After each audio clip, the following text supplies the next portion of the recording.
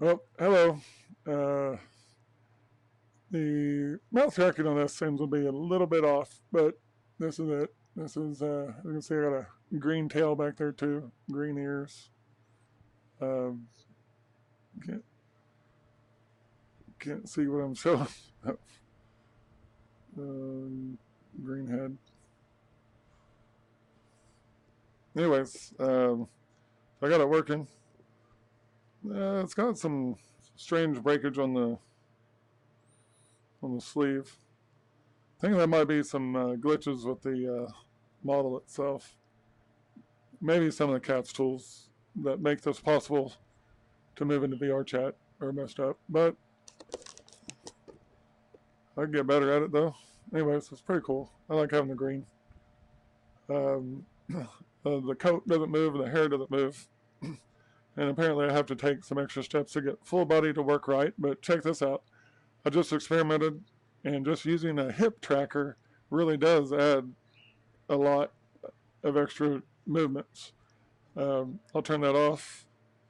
Oh wait, I can't turn it off very easy. So, well, I'll show you.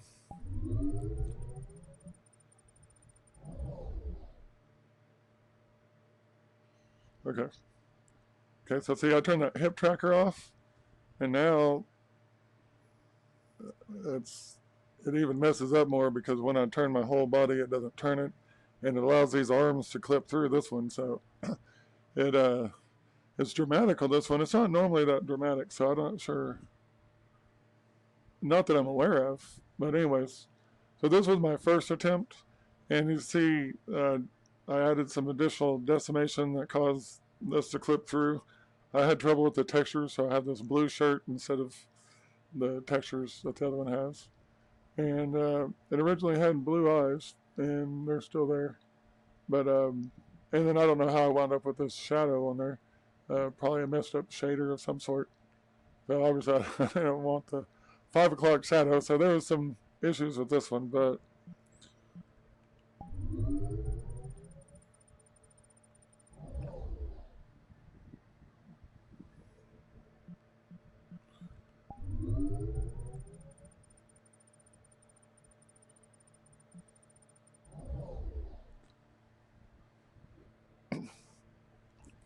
the other great thing about doing custom avatars is you're limited in the number of favorites you can add. And by doing custom avatars, you get those as private personal avatars. You can have as many of those as you want. So, like for me, where I can have my avatars that I like for the animations or whatever, and then the one I normally use is always there. I don't have to. This doesn't take up a slot on the personal avatars.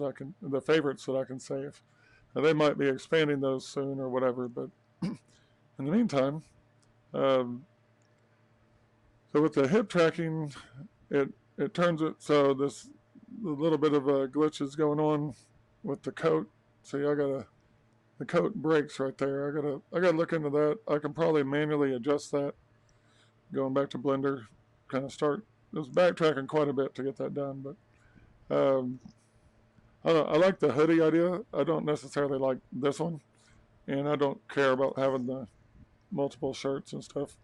I could probably switch it to just find a simple hoodie to switch it to, and be fine with that instead of having a shirt and a hoodie thing.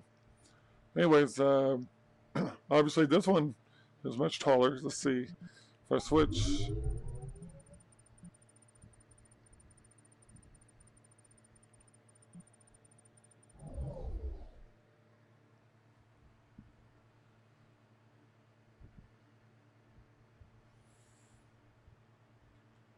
Okay, so this is the one I've been using, and it's been worked with. It breaks just a little bit. The sleeve does break, but they worked with it, and the shoulders work out better. But it's obviously much shorter, and then of course got the crazy eyes and a different face. But I can make the new one this height. That's not a problem. And then that's the dynamic bones that make the tail move and the ears move and the hair move, and so I can add all that, but it's It's a completely different face, obviously.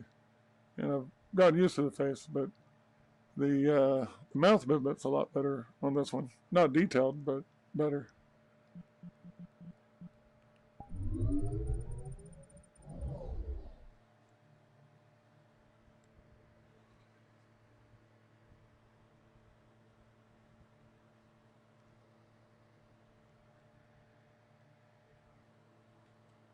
Okay, so now,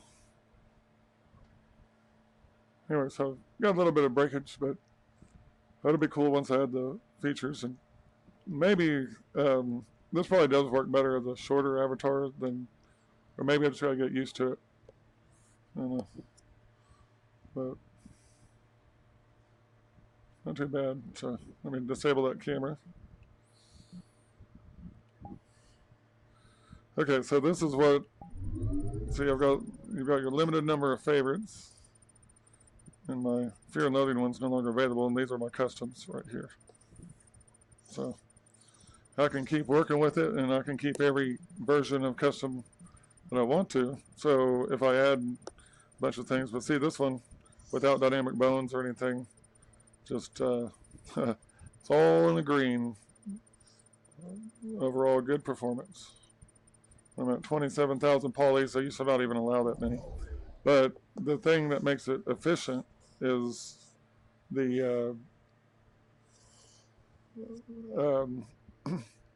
having one material. Now, see if I go to this one, the public version I've been using, it's rated poor. It's got a lot of dynamic bones, and see, even when I add dynamic bones, I'm reducing those, so mine will work better. But so it's the dynamic bones, and then the unique materials, 15 meshes, 2 skin meshes. So see, they did not atlas the materials, so that makes it very as a poor performer. But now if we go back,